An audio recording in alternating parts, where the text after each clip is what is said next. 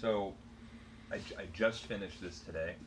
Uh, it's Normal People by Sally Rooney. Um, and this book's like kind of been making its rounds. It was up for, I think it was longlisted for the Man Booker Prize. Okay. All the bookstores that you go into, like this is one of the books that's like on the front table. Is this one that like came out this year, or Came out last year. okay? But it's still around. A lot of people are talking about it. I read, I think a couple months ago, it was in the London Review. It had that's where I had first heard about it. I just kept kind of seeing it, and I was like, well, I'll give it a try. Like, you know, whatever. It's like rave reviews. Sure. Everyone's like going nuts over it. And like, I still don't really know what I think of the book. It's a novel. It's a novel. Yeah. Okay. The story is basically two main characters. It's a woman named Marion, and then a guy named Connell, I think. I forgot. And it starts off with them in high school, and throughout the time of the book, which is like high school through college, they have an on again, off again relationship. Okay. And that's like the meat of the whole book. One of the features that I liked about it is that there's time jumps. So at like the beginning of a chapter, it'll say like 3 months later. Okay. Maybe a year later, or like 6 weeks later. So it's not like one of those Victorian novels where like everything is just like all of these convenient circumstances keep like throwing them together.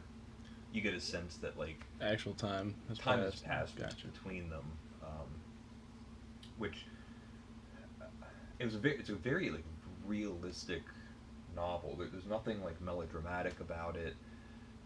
Everyone's like, you know, if they make bad decisions, they still intended on making a smart decision. Okay. It's not like sometimes you have like real convenient plot devices. So it was written like in a realistic tone. Yeah. Did you like how it was written? Did you think it like read well? That's the tough part. Like, as far as the quality of the writing, it's immaculate. Okay. Like it's perfectly written. The tone, it's a third person narrative, and it has this cool detached perspective about it. So it's just sort of like the narrator's like looking down dispassionately. Okay. Just objective. Objective. Like it kind of reminded me of like the writings of like John McPhee. He's like a nonfiction writer. Okay. Where like all of the style is stripped away, and it's just like this really nice, clean prose.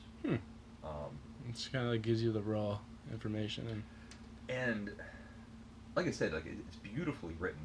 It's funny for a novel. And I kind of didn't like it. Yeah. Like, or I started noticing it. Like it just didn't feel personal.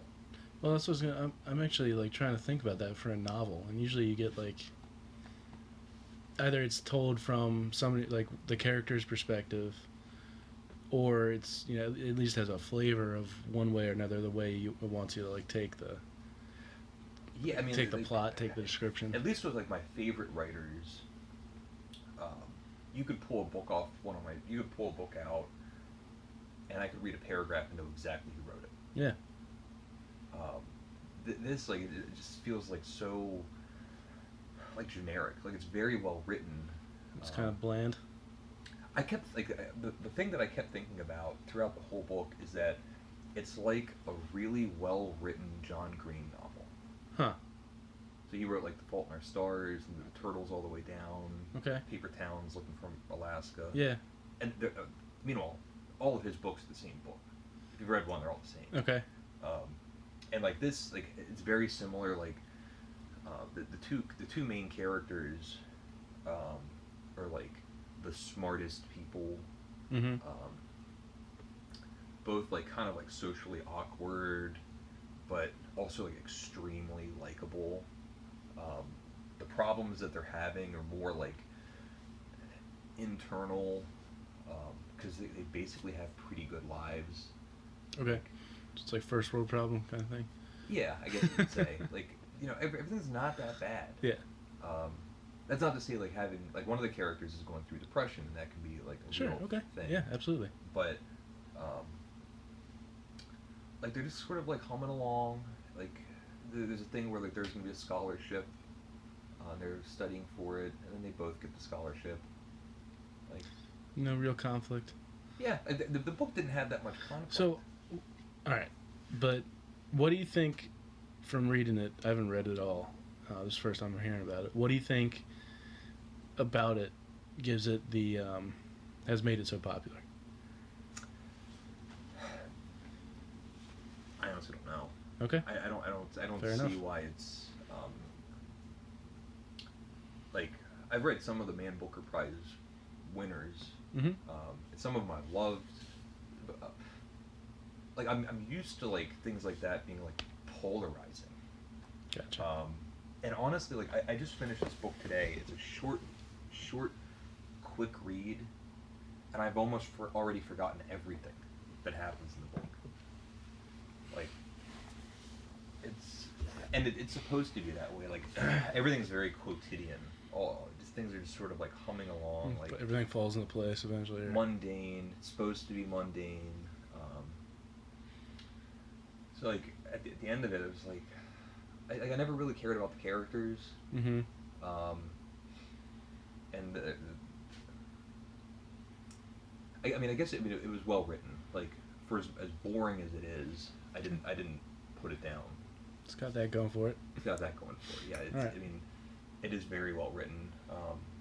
I did like what I said with the time shifts. Mm-hmm. For the most part, I thought that worked like really well.